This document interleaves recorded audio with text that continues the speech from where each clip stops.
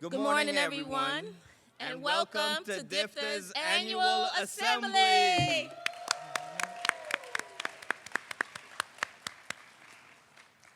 I really hope this is going to be the energy for the rest of this hour, or Glenn and I will be very disappointed because we put in a lot of work and effort with no pay and no incentive to do this job. So can we get a hand and see the energy in the room?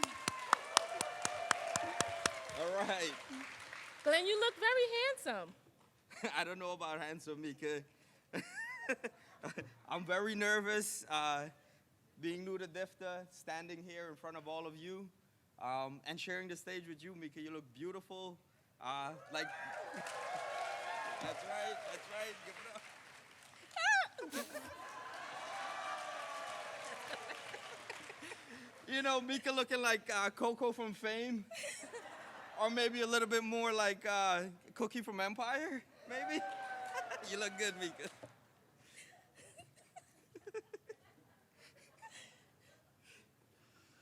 Okay, I think you'll be fine. Actually, you have no choice. Finally, we have a man who has no choice in what he does. Come on, guys, please laugh at our jokes. Or at least talk to Jose about the budget. Maybe next year we'll get some money for a consultant to help us out up here a little bit. Don't worry. It's not that rough. Peter, Ramona, Kristen, guys, they'll look out for you. Okay, if they don't, we'll call our friend John Jones, and I'll get my brother Abu and Roy, and we'll go over there and make it happen. Before we get started, I want to know who's in the audience today.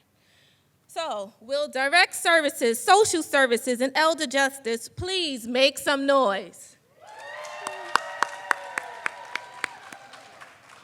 Okay, you get a pass because you're the first group, but I know you could be louder than that. Bureau of Community Services, make some noise. They're ready. They even have a flag. Division of Operations and Administration, make some noise. That's HR, OEPR, IT. Come on, there's more of you in here. OGAS, where are you? Bureau of External Affairs, make some noise. That's Agent Connect, Press and Public Information, and Government Affairs. Make some noise. Where is our Office of General Counsel and Office of Public and Private Partnerships? Okay, you ready for this one? Bureau of Financial Services, can we hear you? The big shout out over there. Okay. We have some positive energy, which is good. That'll save us our jobs, right? Yeah, okay. Yeah. SYEP, make some noise. Woo! I can't hear you guys. Make some noise. Today's a good day because we are focused on the people, food, appreciation, and competition that's about to take place. Yes, it's a good day when you don't have to worry about whose window is open, whose AC is broken, right? Or whose stall door in the women's room opens when the other one closes. Yeah. But I see everyone woke up today and put on the same outfit, so that's a good look. Mm-hmm. I'm having a hard time telling apart Stephen from Michael. Or Jose from Jose. Or maybe Ryan from Justin. Where are you guys? Today's a mandatory assembly that comes with nice bags, T-shirts, water bottles, really cool ones. Cool water bottles. Yeah. And free lunch. Man, I hope the lunch is as good as it is at the older adult centers. Is it? It must be. If it's the same as last year, it must be really good. But we're glad that you're all here to join us and just listen, learn, and have some fun, right, out of the office. Yeah. I think we should lay down some ground rules before we get started. Why, Mika? This is not a training facilitated by Nancy, Bobby, or Karen. If it was, it would be much better coordinated. I know that. Come on, Jose did a good job. No, but seriously, we need some ground rules. So Yes. I'll start with mine. No slapping.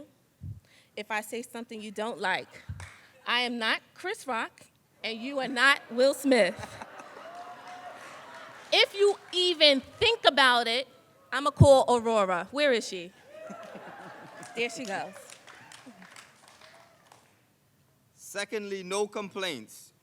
Everyone in Agent Connect is off duty today. And if you have a complaint, call 311 or stop complaining. Lastly, everyone in the audience, please look to your right. Now look to your left. You will see there are no red bins for water, green bins for beer, and blue bins for coffee. So remember, when exiting, take your garbage with you. Thank you. Mika, come on. I think you mixed that up a little bit. It's green bins for paper, blue bins for cans and bottles, and red bins for trash. My ground rules are slightly different, right? We're collecting donations at the 3 exits here to fund individual cups for this year and next year's assembly. And please remember, gas prices are high, so try not to request a car if you're going to a meeting at City Hall or 1 Center Street. Okay, I can stick to your rules as long as you can stick to mine. And for the record, I'm still not clear on the garbage thing, but okay. Good morning, DFTA. How are you doing today? My name is Mika Nurse, and I am your unpaid MC for today. And I'm Glenford David, and I'm whatever Mika said. Today is DFTA's annual Professional Development Day. It's a day to learn about DFTA's current and future state. By the end of this assembly, we hope that you will have some key takeaways and look forward to positively contributing to DFTA's future successes. On behalf of the New York City Department for the Aging, we would like to thank the Tribeca Performing Arts Center at the Borough of Manhattan Community College for this amazing space, and DFTA's executive team for all their efforts to make today a success.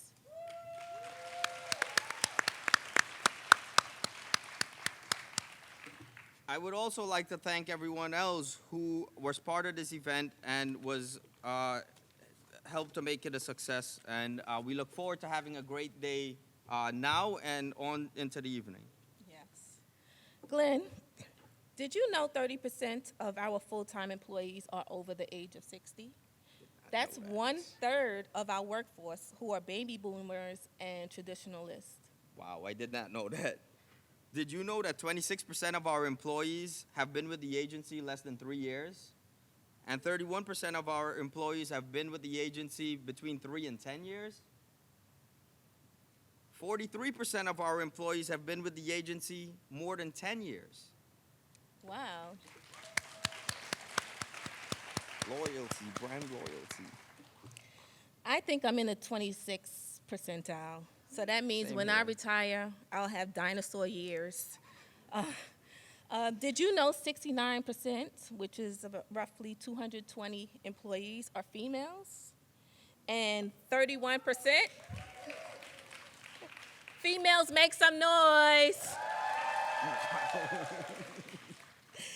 And 31%, which is 98 employees, are males. Males, make some noise.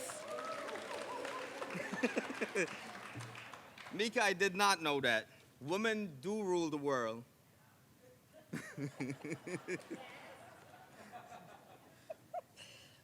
Maybe it's not the hot weather that I've been getting all these calls here at DFTA. It's got to be something else. Maybe it's the AC, something. That makes you popular? Maybe. Oh, okay. Many people have preconceptions on what old looks like, right? I think so. For me, it's when my son gives me his opinion on my outfit of the day or my hairstyle.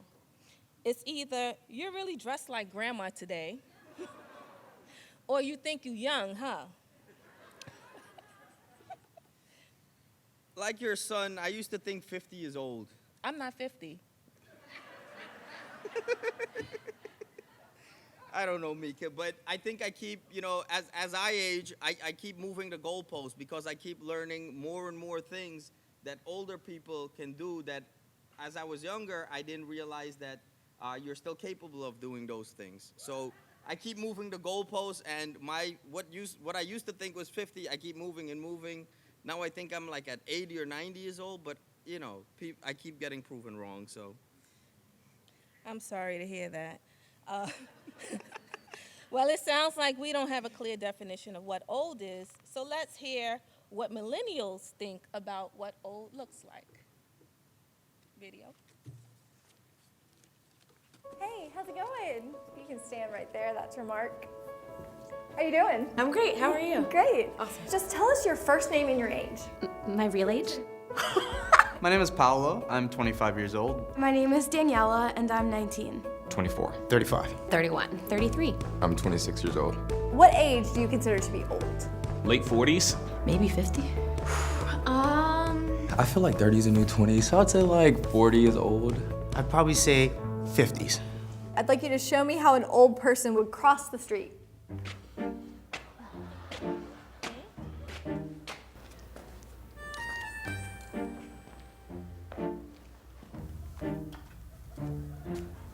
Show me how an old person would send a text message.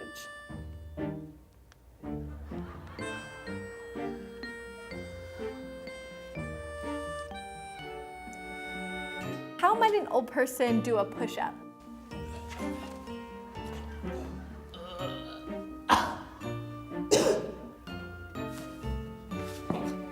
What about jumping jacks?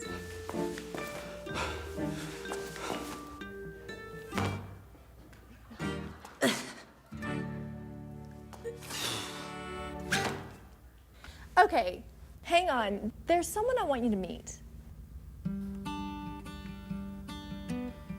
Hello, I'm Birch. I'm 66. Hi, I'm Daphne, and I'm 68.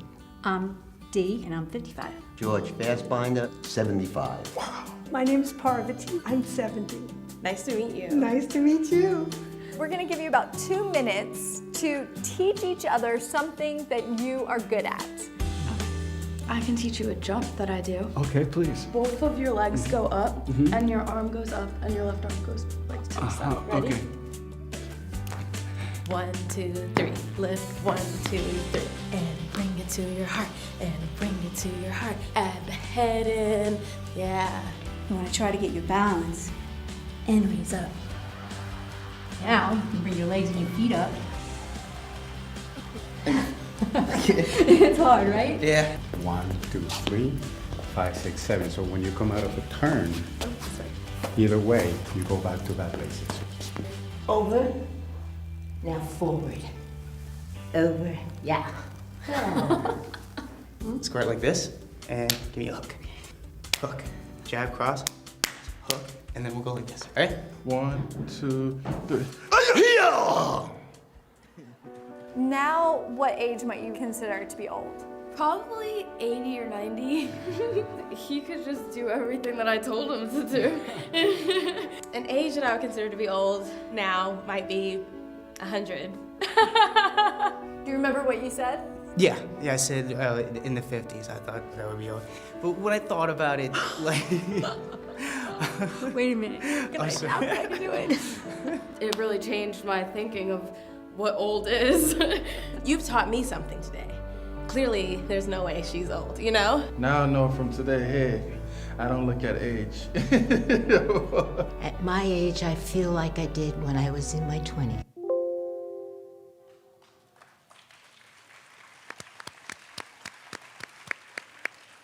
Glenn, let me see if you could do the balance move. You think you could do that? We need a box. We don't have a box, right? I have the distinct honor to introduce someone who needs no introduction. As our leader, this person is always eager to insert aging services and issues in any conversation.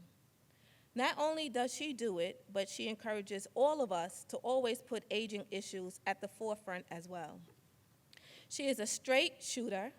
She calls it as she sees it and is unafraid to push the envelope. She started her career here at DFTA. Since then, she's held some dynamic roles, including First Latina Secretary of State. After an extensive and highly achieving career, this phenomenal leader returned to lead New York City Department for the Aging. Please welcome our New York City Department for the Aging Commissioner, Lorraine Cortez Vázquez.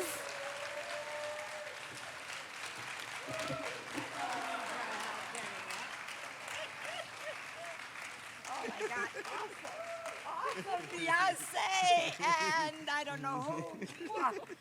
Oh my God, TK, right? Ah, God, thank you so much, that was awesome. I want you to know that you not only stunned us all with that dress, but you look stunning in that dress. Thank you. Give it up for them. So I hope that film resonated with you, that little video, because that's what older people confront every day. And even this morning, I have a speech and I will go to it because I have a commitment to it. But even this morning, they were talking on Morning Joe, which is one of my my alarm clock. And they were talking about all of the accomplishments that have been done in the last few months by our president, who is 78 years old. And none of the, and this is not a political statement, this is about an age. And none of those accomplishments, climate change, infrastructure building, lowering taxes, taxing corporations, prescription control, cost of prescription control, many accomplishments. And all they can talk about is that he fumbles, he misses a line, and all of those things. All because it's ageist. And so I was inspired, and both Joe Scarborough, but Michael, I forget Michael's last name, I think it's Barbish, and Mika all said, you know, that this is incredible, how they focus on his age. Not on his accomplishments, not on the fact that he was a senator and knows how to walk those halls and navigate and change. They focus on whether he misses a line, whether he stumbles, whether he can't see well, which you will find out that I can't either. And that's what they focus on. And what I was so compelled that I sent tweets and Facebook and all of those other things that I don't know how to do to each one of them and applauded them and defined it for them. I said, the word you were looking for was ageist. It is something that all of us, whether you're LGBTQ, whether you're Black, whether you're Latino, whether you're Asian American, it's a discrimination that all of us are going to face if you've gotten the gift of long life. It is our responsibility as the agents and the advocates of this organization to combat that every day. We cannot be silent when we see it. We cannot be astonished by it. We've got to prepare ourselves with the words to combat it every day. It is particularly tough on women. So 69% of us in this room, stand up, stand your ground, and take this on. Because you're going to be affected by this if you're given the gift of long life. You could avoid ageism, you die. Pretty permanent, no coming back from it. Well, no one has yet that we know of. Well, yes. So I just say to you that that is what we confront every day. That is what 1.7 million New Yorkers face every day. It's got to stop. It might not. It took women 100 years to get the right to vote. It took blacks. When would the Civil War happen, and when was Amendment 14? About a good 60, what was it, 100 years also? So we know it's a long struggle, but it starts somewhere. And it starts with each one of us saying, enough. Basta ya. Nah. No more. Use your voice, or you will lose your opportunity, and you will face it, and your grandchildren will face it. That is something that I cannot accept. That my nieces will be discriminated, my nieces who are the most phenomenal young women, that they will be discriminated with all of the discriminations that they face already, that in addition to all of their accomplishments, that they will be discriminated because of age. That I will be continued to be discriminated against or questioned or second or thought about because of age. Each one of us has that responsibility to stop it. Are you in it with me? Good. So now my age-unfriendly companions here gave me something. Here it goes. So I'm going to talk to you about something that I love, which is DFTA. I started here. I grew up here. I became an incredible public manager here. I became one of the best budget analysts here. I became a program design. All of my program development skills were developed here. My community relations skills were developed here. My political acumen, which is Stella, was developed here. The power of my voice was developed here, because this was a very different DFTA. Today, this DFTA is not your father's DFTA or your grandfather's DFTA. And I'm going to use a phrase that I love. This is not your father's Oldsmobile. Do any of you remember that commercial? Good. There's a few of us in the room that do. I'll understand if you don't, since it came out in 1988. It was a marketing strategy for the company's new Cutlass Supreme, an incredible car that promised to be newer, faster, and better than any other Oldsmobile that was made. Ultimately, and true to form, ultimately, the Cutlass Supreme became not only the most popular Oldsmobile, but the highest selling model in the class. Tells you something about innovation, doesn't it? Tells you something about change. It tells you something about making a bold statement. In 1988, I was working for the Department for the Aging for approximately 12 years. By this time, I was a bureau chief responsible for the aging, for the agency's public-private partnership, Maritza, you see? So I can tell you without a shadow of a doubt, this is not your father's DFTA. To test this theory, let me take you to a quick trip back to 1965. LBJ was president. Do you remember who he is? Lyndon Baines Johnson. We were in the middle of the Vietnam War, one of the toughest things. I was a teenager. And I was one of those generations that saw so many of my Latino and black friends die within 17 minutes that they arrived in Vietnam. It was a tragic period for the country. Midtown and rock and roll were the hottest thing out there.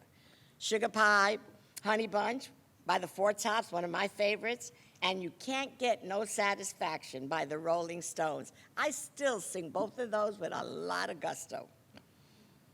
Also, the Older Americans Act was created by the nation, and created a whole aging network. And why was it created then? For food insecurity. Interesting. We're still combating food insecurity. Some things take a long time to eradicate. But one of the things is that Mayor Wagner, who was the mayor then, do you remember him? If you don't, there's a few streets and bridges named after him. He created the mayor's office for aging. And then this agency from the very beginning did groundbreaking research, and it talked about the needs of older adults.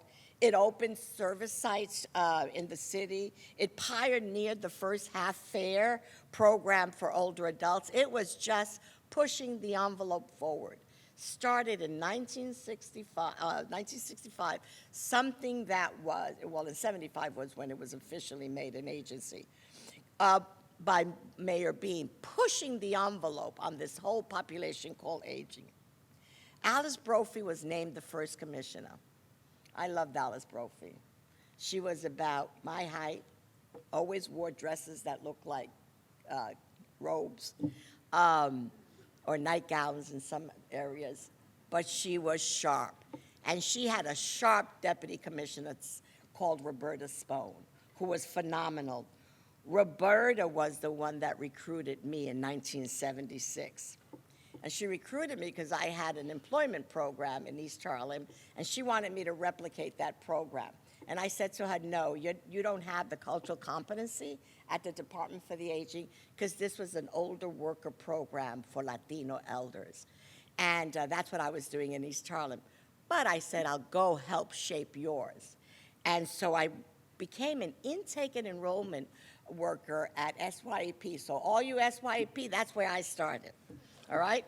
At the lowest level you can, doing the highest and most noble work of this agency, which is why all of you who work in SYEP have the gift of my knowing what you do and have the gift of knowing what I see as a possibility. So thank you for what you do, but thank you for being open to moving this forward. And I thank Savim for being a major partner with me in that. So Commissioner Brophy set out to build a solid foundation of aging services, which included the creation of non-HRA and NYCHA sites, because first the HRA sites were made part of the Department for the Aging under Alice Brophy. And then she created nutrition programs, in-home services, transportation. But then in '78 came this real powerhouse, and her name was Janet Cena. Janet Cena was, yeah, go ahead, clap for all of you who had the benefit of knowing her. Janet Cena, I had the gift of working with Janet Cena. Janet Cena saw something in me, tapped it, and I am blessed by her influence. I still am influenced by Janet Cena's thoughts and words. It never stops resonating for me, many of the things that she said. So what did Janet go? What did Janet do? Janet came from the network and bought some great talents, which is why we're so proud of the changes that we've made in this agency. So all of you who have come from the network and have joined DFTA, thank you. You are helping us make the DFTA that you wanted to see while you were out there every day tilling the soil. What did Janet do? Janet created public-private partnerships. One of her smallest accomplishments was something that we all know called City Meals on Wheels. And she had a vision that government could not pay for weekend meals, but she had a vision that hunger insecurity needed to be addressed. And so she created a public-private partnership to develop weekend meals for older adults. And today, City Meals on Wheels is so large and so grand that Janet knew and had the vision and wisdom to let this thing that she created go out and grow and spawn more success, because she knew that under her and under the department, it might not be as successful as it is today. So it is about moving forward, seeing vision, and letting go of something so that it could grow and flourish. So this is not your father's DFTA. This is the DFTA that all of you are making today. I'm going to tell you something. In 2019, DFTA has seen tremendous growth and expansion, not in just size, but in scope and funding. Funding is important. This includes home-delivered meals program has expanded, more than what we've ever known. Case management has expanded, more than what we have experienced. And we're encouraging all of them to make sure that they have the cultural capacity and the cultural competence to serve this growing, diverse, older partnership. And so we're asking them, move forward, be bold, start looking at subcontracting with partners that look and sound like the older adult population of New York. That's the DFTA that you're part of. We have also, of course, grown our older adult centers. Thank you all for all of your hard work in the toughest RFP that this agency has undertaken. As a result, we expanded to 31 older adult centers, the first expansion in 20 years. So thank yourselves for all of that. Go ahead, clap, thank yourselves. Thank yourselves for reading those proposals, for enduring that long, arduous process. I thank you for that. We thank you for that. The network today thanks you for that. Maybe not today, they don't thank you for it. But in the future, they will see how far you've taken them and how far they have grown. Knowing how to build meaningful relationships. It's one of the things that we're doing here at DFTA. What have we done? We stopped relying on emails. Pick up the damn phone. Talk to your contractor. Get to know your contractor. Be there in service to them. It is about building relationships. Build relationships with those community agencies in that surrounding area. That's what we have to do. That's how we expand. That's how we influence individuals. That is how we break and combat ageism at every step we can. Our influence is important, but you could only do that if you have meaningful, trusting relationships, and those are not created by email. Just like you don't make friends on Facebook. Face that. That's a reality. All those people, they're not your friends. We've leveraged corporate partners. Maritza has been phenomenal in that. We have members of the press interested in us, something that we've never had before. Dean and Greg, thank you for that. We have never had the kind of positive publicity that we have had, and extending our reach, sending our message because of our public relations. We have elected officials who look to us now for advice in how to change our system, and looking to us on how they can be supportive of that strategic community care plan that was developed by Michael, myself, Edgar, Brett. Thank you, Brett, for that work. Adam, all of you Adam now, you're responsible for executing it. But Michael Bosnick, all who made that possible. We also have made efficiencies internally. I thank Michael. I don't thank Michael enough, but I thank Michael every day, sometimes silently, but a lot of times publicly, because Michael has created systems for us that make us more efficient. He's made it possible between Michael and Abraham and the IT team. We thought on March 16th, we had no idea what we were going to do March 17th. Michael helped us figure that out. Within a matter of a week, we were all tied to laptops. We were working remotely and never skipped a beat because the COVID pandemic hurt our population more than anybody else. So I always thank you, Michael, for the systems. I don't always agree with you, but I thank you for all that you do for us. So this is not your father's DFTA. This is your DFTA. This is the DFTA that will ensure that this city becomes a model age-inclusive city. Are you with me on that?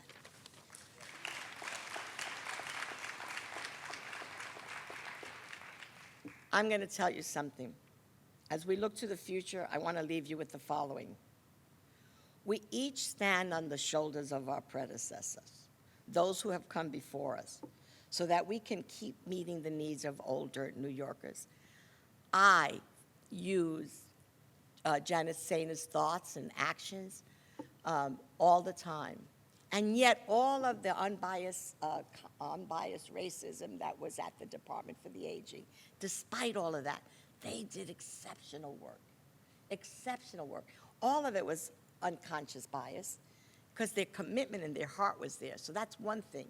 that we're doing. We're fighting those unconscious biases. Those unconscious biases that hold each and every one of us, make us lose our voice, that make us, not combat ageism. Those are the things that we have to do all the time. And for 60 years, we have to remain steadfast in advancing and approaching and adapting. So status quo is a word that I don't understand. I probably don't even pronounce it correctly, but I definitely reject it. It is about adapting. It is about change. It is about stretching. It is about courage, being fierce in your conviction. I'm fierce in my conviction, but I'm also very, very much knowledgeable that I have the best team in this city. It is said over and over again, we don't have to worry about DFTA. DFTA knows what it's doing. We're going to continue to do that. But we will only do that as much as you each are adaptable, as much as you each will grow, as much as you each will stretch. So I thank you for that. So whether you are a nutrition consultant, the intake, or recruitment officer at SYEP, whether you're the deputy staff, deputy commissioner, whether you are HR, whether you're involved in EEO, whether you're a field coordinator for foster grandparents, you make this possible. And I thank you. And I thank you from the bottom of our heart. Each one of us plays a critical role. Remember, we are not your grandfather's DFTA. We are the DFTA. That is you, that looks like you, and that will make sure that when you get to this fabulous thing called aging, you're ready and the world is ready to receive you. Thank you very much.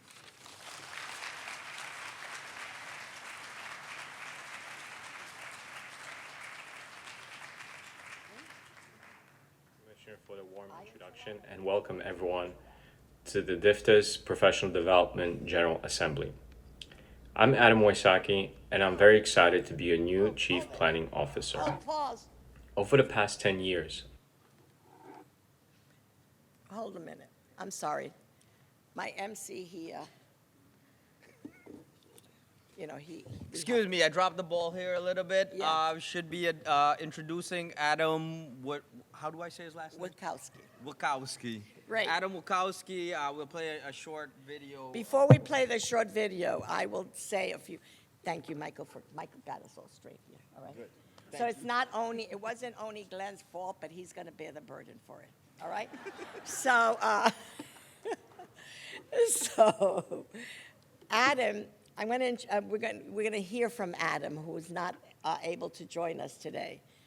But I want you to know a little bit about Adam from my perspective.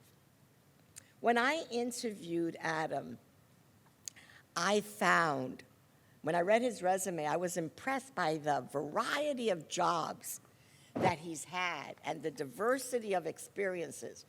Well, because it's sort of like what I have had. I've not stayed in a job more than 7 years, except DFTA, which I stayed 14 years the first time. But after that, I learned, don't do that again. Change, keep yourself fresh, and move. Adam has done that. He's kept himself fresh. The other thing that I noticed, but then I met Adam the man during the interview. And Adam the man not only reflected the genius and the creativity that came with all of that diverse experience, all of his experience was centered around one theme, which was quality improvement, moving forward, advancing systems, thinking about things from a client and customer perspective. That is the Adam that I met during the interview.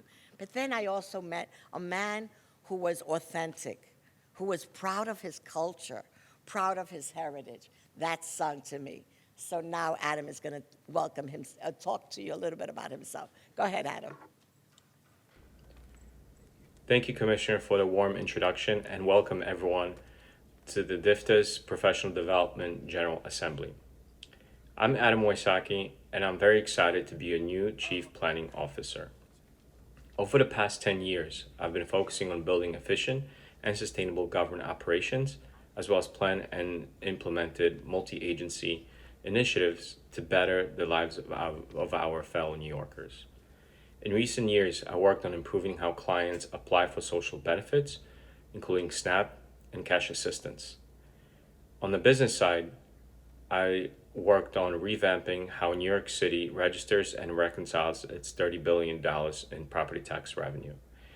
Prior to joining City's workforce, I've led numerous multinational research studies to improve business operations and return on investment analysis for various Fortune 500 companies. With these experiences in my back pocket, I'm thrilled to be here with you to improve the older adult services we deliver to our clients. Innovative approaches and customer-centric design to common services will be at the core of Pratt's mission going forward. Thank you again, and I'm looking forward to working with you all.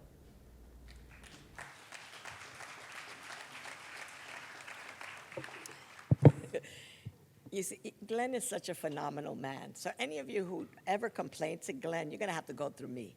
Let me just tell you something that Glenn just said to me. I said, I threw you under the bus. And he goes, yeah, but somebody else was driving. So he's like, that is Glenn. Give it up for Glenn. I now have the honor of introducing Anya Erasme. Again, when I looked at Anya's resume, I just saw a seasoned aging professional. There isn't anything that she hasn't done in the aging field, and she's even a social worker. And but the other thing then I met her, and I was just blown away by her. Why? Her knowledge was always, skills and knowledge are key to me, but so is who you are, what you bring beyond your skills and knowledge to DFTA. And Anya brings to us a wealth of information on communities of color.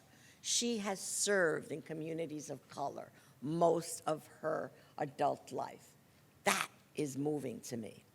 The other thing that Anya brings with her was that she not only wrote one of those RFPs for us, but she wrote RFPs for 2 groups.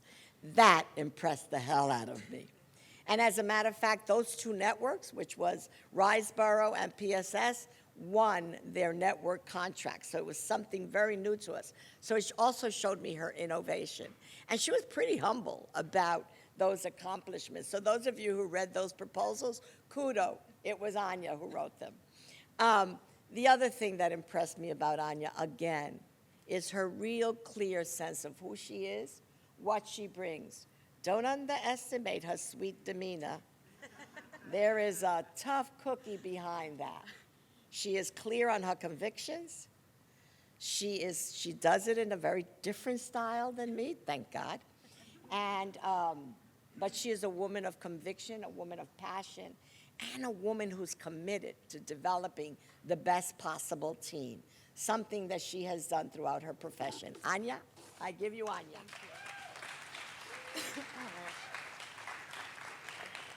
Thank you so much. Good morning, everyone, and thank you so much, Commissioner. I'm so excited to be here and want to start by thanking you all for the warm welcome that I've received coming to DFTA.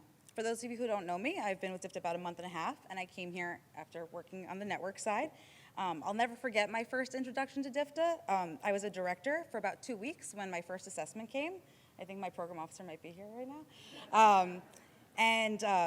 I had no understanding of the units, the services, I mean, literally anything. Everyone kindly reassured me not to worry too much, it'll be fine. And then I received a novel of an assessment, and that was really painful. I think things have changed since then, so otherwise I wouldn't be here. So thank you for all the TA I received at that time. So for the last 10 years, I've overseen older adult centers at 2 agencies, and fortunately had an opportunity to work with caregivers, grandparents raising grandchildren, a social adult day, case management, home delivered meals programs. I'm a social worker by trade, and initially did not ever imagine working in this field when starting my career. Luckily for me, my first placement was at a caregiver program in the South Bronx. This placement really changed my life. I had no idea there was a whole world of caregiving, or much less what even an older adult center even was. I'm sorry, I lost my spot. Since the caregiver program was housed in one of the older adult centers, I was able to learn a lot about both programs, which was really special. And most importantly, I learned that I had zero idea about this population and how much fun and fulfillment I could feel from working with this group that I was initially so scared of. When I graduated my master's in social work, there was an opening for a director at the same center I did my internship, so it was a natural direction to go. I was so thrilled to return to working with the members I grew so fond of, and it really felt like home. From there, I was able to grow with that agency, to open more centers, expand services, and eventually oversaw all of the OACs along with our older adult residences and special projects. I eventually had another opportunity for growth with another agency in Brooklyn, where I again oversee their older adult centers and a social adult day program, and I work very closely with the home delivered meals and case management programs in that agency's portfolio. The opportunity to come to DFTA was really exciting. I've seen so much positive change over the past few years, and I'm so thrilled to continue with the momentum and continue to make an impact for older adults and the community on a larger scale. My vision for BCS, DFTA, and really the city of New York is to create a place that we can all be excited and confident to age in.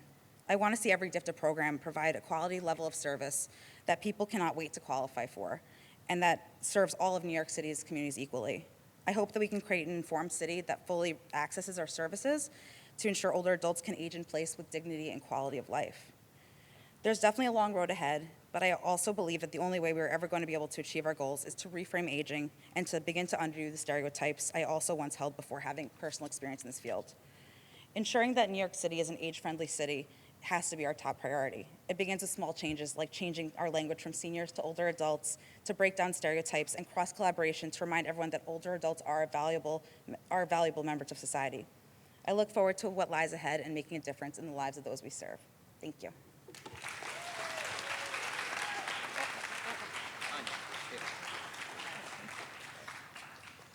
Great. So the last member of the new Not Your Father's DFTA is going to be Sade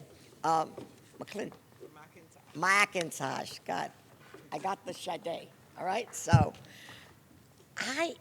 what do I say about Sade? Sade walks into a room and you know she's there.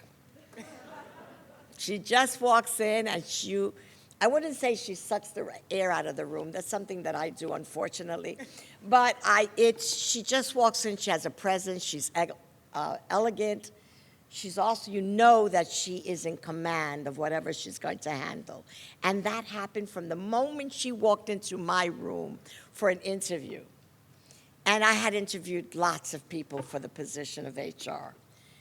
But there was one person who got to me on their commitment to human resource development. She said to me, it's not only about systems, because I kept talking to her, I want systems, I want our paperwork, no more paperwork, I want everything done in microfiche, but Michael keeps telling me it doesn't exist, and Edgar laughs every time I say microfiche. So, but whatever it is, I wanted it all on the digital form. And she was so adept. She comes with some of the highest recommendations from everyone and every place that she worked with. But what Sade brings with us, and what she brings to us, is a knowledge of systems, a commitment to human resource development for all, a commitment to diversity, inclusion, and just a workforce, the best developed workforce. But she brings with it with passion, but she also has, and the thing that impressed me, was a high degree of emotional intelligence. We are really fortunate to have Sade join us and to now take us to no longer be our grandfather's Oldsmobile, but to be our Cutlass Supreme. Sade.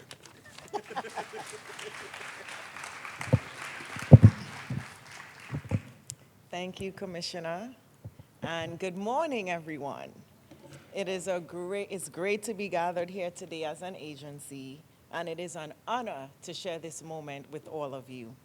I've joined DFTA approximately 3 weeks ago as the Chief Human Resources Officer, and brings with me a wide range of human resources experience, which includes civil service administration, classification and compensation, recruitment, labor relations, staff development, and as the Commissioner mentioned, knowledge of various citywide human resources systems. I have been with city government for approximately 13 years and had the opportunity to serve the city of New York at 5 agencies prior to DFTA in various human resources capacities. I've gained experience in timekeeping, payroll, health benefits, employee relations, labor relations during my tenure with the city. In my current role at DFTA, my vision is to promote professional development and foster an environment that promotes positive employee culture. As you know, professional development not only allow employees to develop their skills, but it leads to greater overall success for the agency due to higher efficiency and productivity. And as we sit here in this theater today, it is important that we appreciate this Staff Development Day, as it is a true reflection of DFTA's investment in you and your growth as employees and the future of this agency as a whole. However, it's important to note that senior leadership cannot do it alone. While DFTA may provide us with the tools and resources, as individuals, we ought to seize every moment and take advantage of opportunities that are afforded to us and that may come our way. So with that said, before we end this event today and have all this fun at the picnic, I want you to leave the theater with 3 useful key pointers to succeed in both your personal and professional life. 1, be a self-starter. Take the initiative to improve your skills when opportunities are afforded to you. This includes undertaking projects on your own initiative without being encouraged to do so, whether it's in your personal or professional life. Most importantly, lose the word procrastination from your vocabulary and your mindset. 2, be innovative. To thrive in and succeed in today's ever-changing and always evolving world, the ability to continuously explore new ideas, reinvent services and processes is essential. But this cannot be done by senior leadership alone, right? We need you. So we encourage you to think like entrepreneurs and be innovative. Tap into your creative side and provide your insights. Continue to use your knowledge, skills, and creativity to the fullest. Thirdly, take risk. Go after your dreams. Fulfill a need. As Mark Zuckerberg, and I'm sure you all know who he is, the creator and developer of Facebook, stated, the biggest risk is not taking any risk. In a world that's changing really quickly, the only strategy that is guaranteed to fail is not taking risk. So I would say, set goals, stick to it, and continue to work in line with your inspirations. Remember, technology is continuously changing by the minute, and so the ability to take well thought out, calculated, and entrepreneurial risk is beneficial to both your professional and personal life. At the end of the day, we are all entrepreneurs. We simply need to know it, we need to believe it, be determined, and do it. And here as DFTA, senior leadership is here to support you. Thank you all.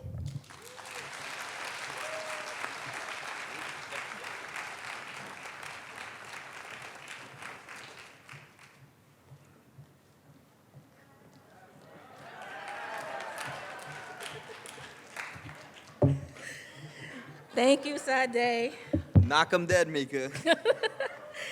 Great insight about innovation, being a self-starter, and taking risk.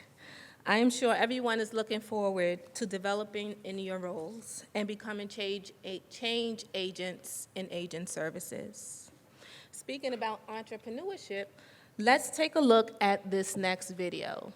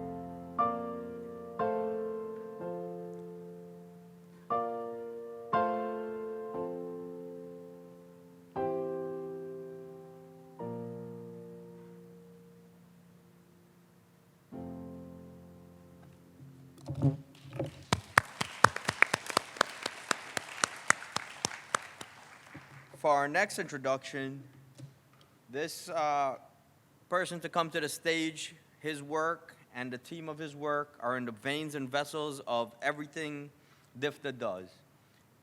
For today's event, for last year's event, the pens and papers we use, all I have to say about the next introduction is, show me the money.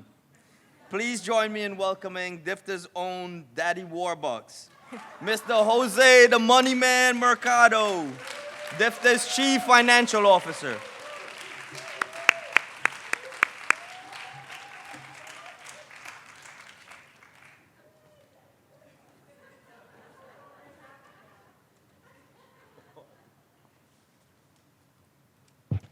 How can you actually, compete with all this that's happening so far, right? So I apologize, I have a cold. Not COVID. But anyway, what I'm here at this moment is to give you a quick overview of what we've accomplished over the years as an organization. So, as you can see, for example, DFTA started close to 200 million. We're currently at 500 million plus.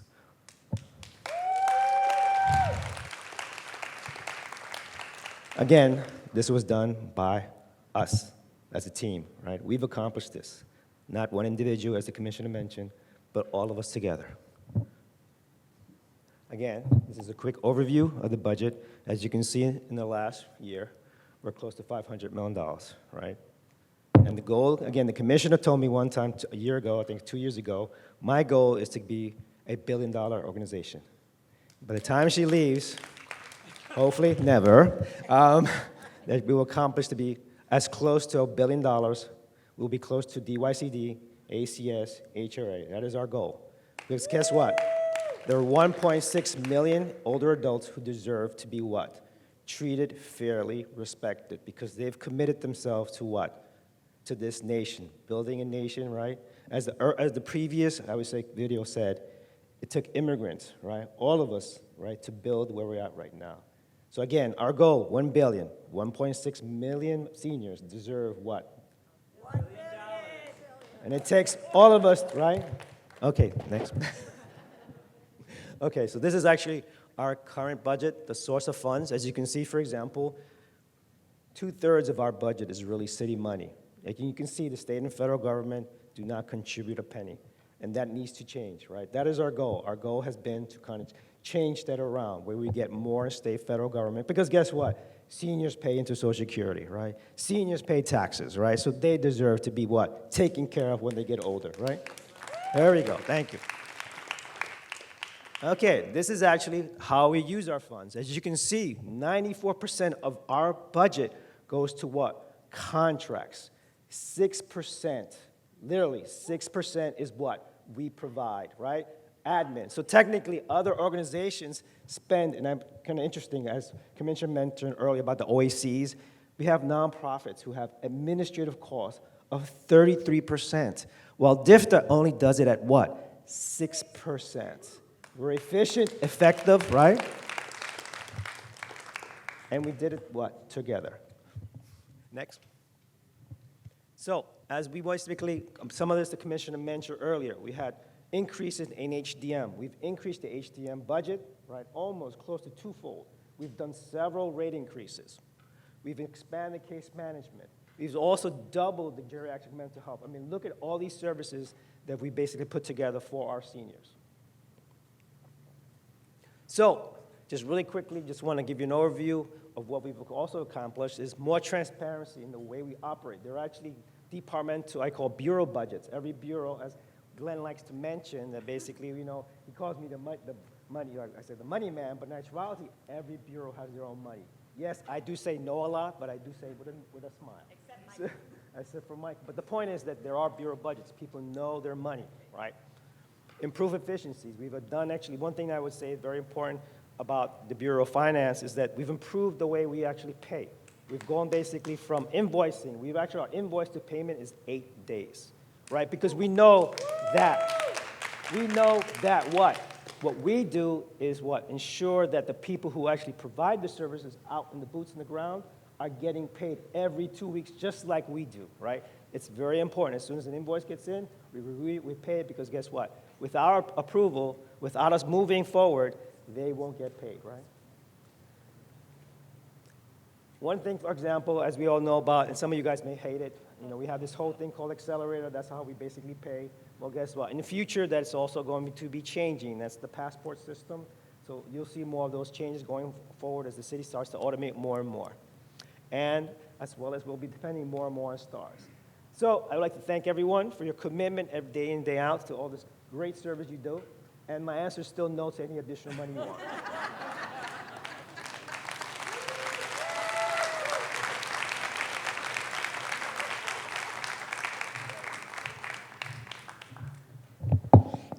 Thank you, Daddy Warbucks, for showing us the money.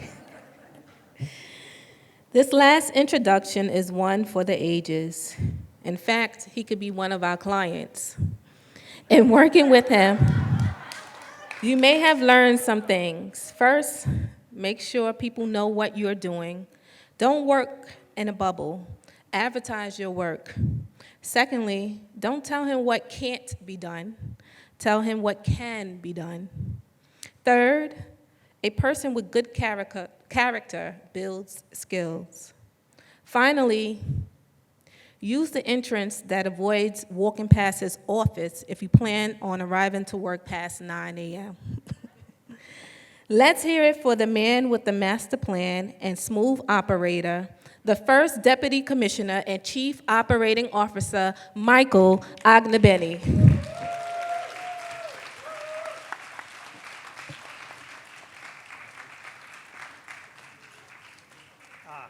So before I get started, watching that first video of the millennials almost got me up here. I remember back in the early 90s, Jack Palance at the Oscars came on stage and did his push-ups. I was going to get up and do my 50 push-ups, but maybe we'll save that for another time.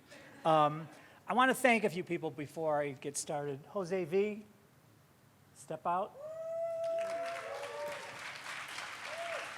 Glenn and General Services staff. Sade, Nahida, HR staff.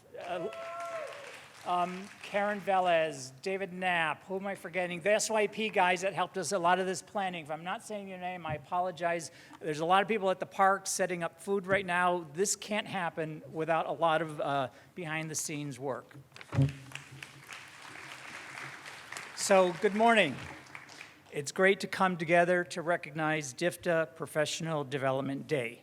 Today I'm going to speak about workplace culture, specifically how routine and habit drive culture. As Peter Drucker, the father of management thinking, said, culture eats strategy for breakfast.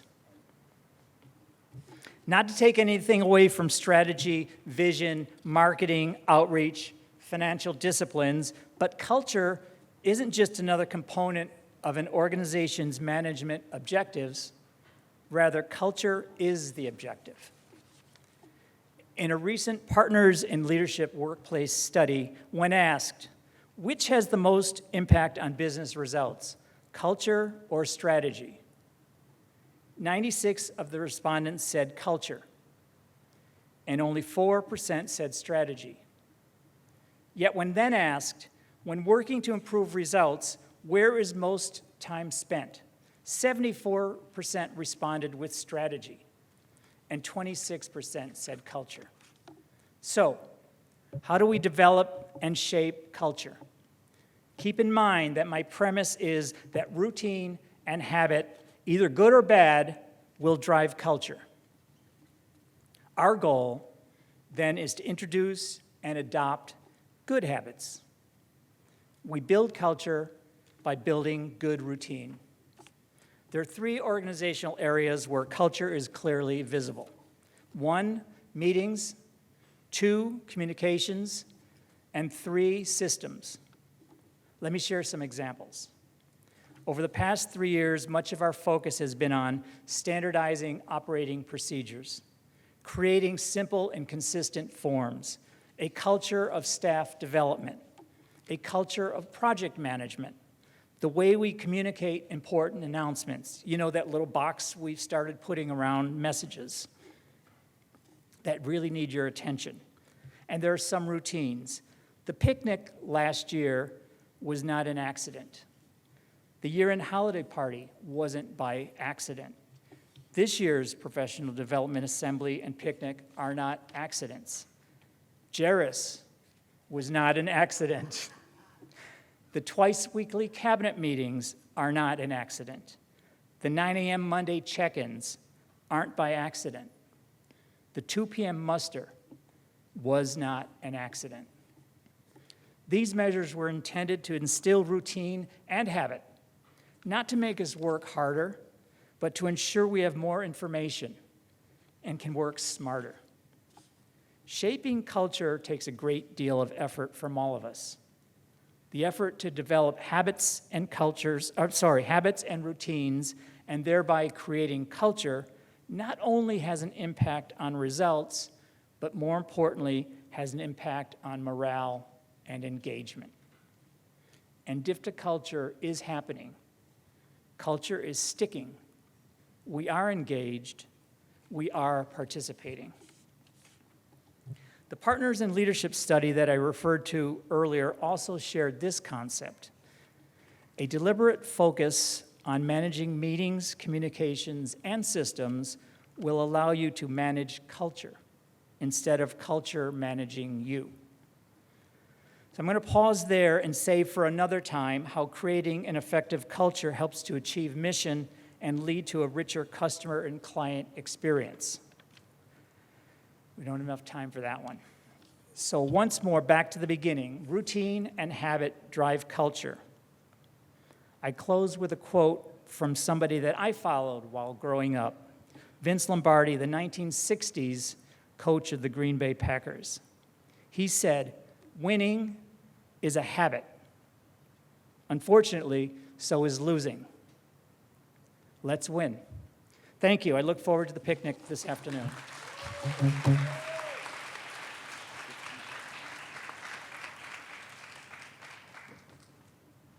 Thank you, Michael. Very inspiring words. I have to try to remember culture eats strategy for lunch.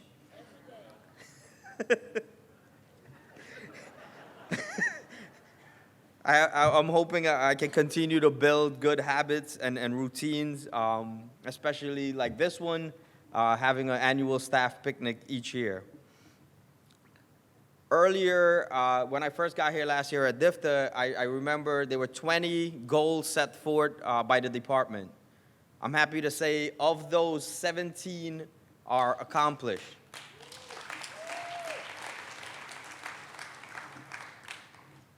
Last year's picnic was fun. The next video would help us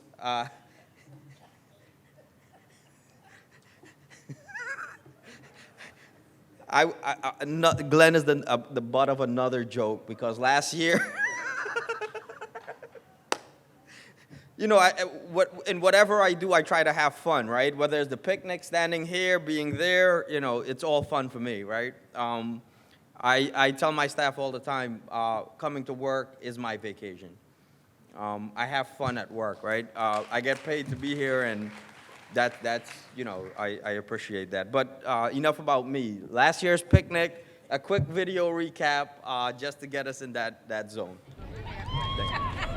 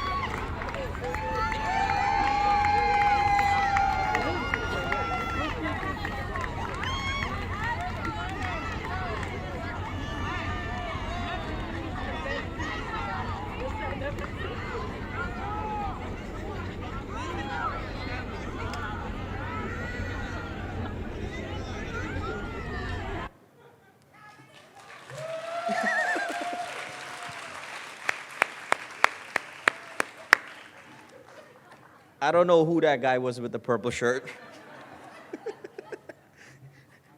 How did I get that look? I picked the biggest balloon that they had there that day. I'm not throwing anybody under the bus today.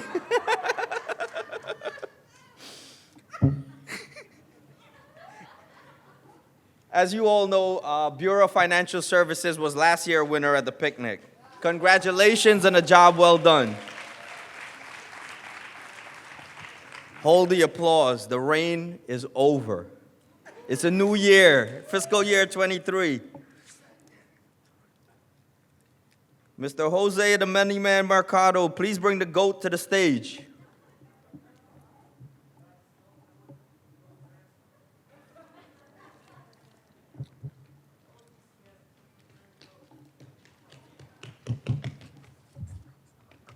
What? Somebody stole the goat?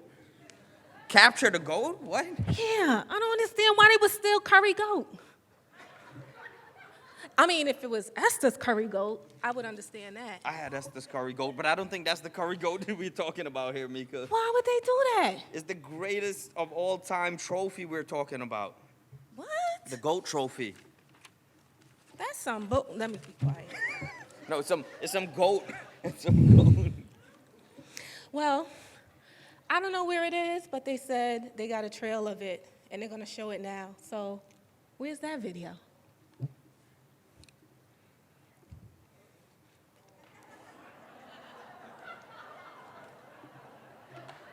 Go see if you can find it.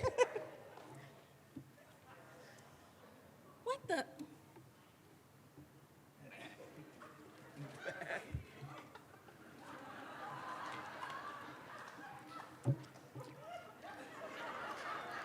Somebody had a lot of time on their hands.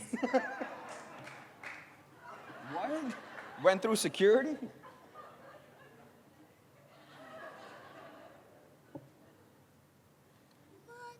Fire and life safety, now first aid. Is he okay?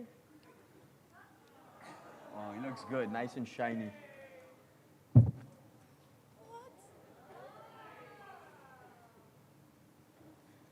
Do I show him? I mean, this goat traveled all around the agency. I mean, anybody know where this goat is? BFS? Now it's time for us to continue Staff Development Day and head over to Rockefeller Park. May the best external affairs team win. Wait. You mean may the best team win, right? No, Team external affairs. But that said, before we go, we would like to thank everyone for showing up and participating in today's assembly. And we invite you all to proceed to Rockefeller Park for the picnic, lunch, and activities. and one more shout out to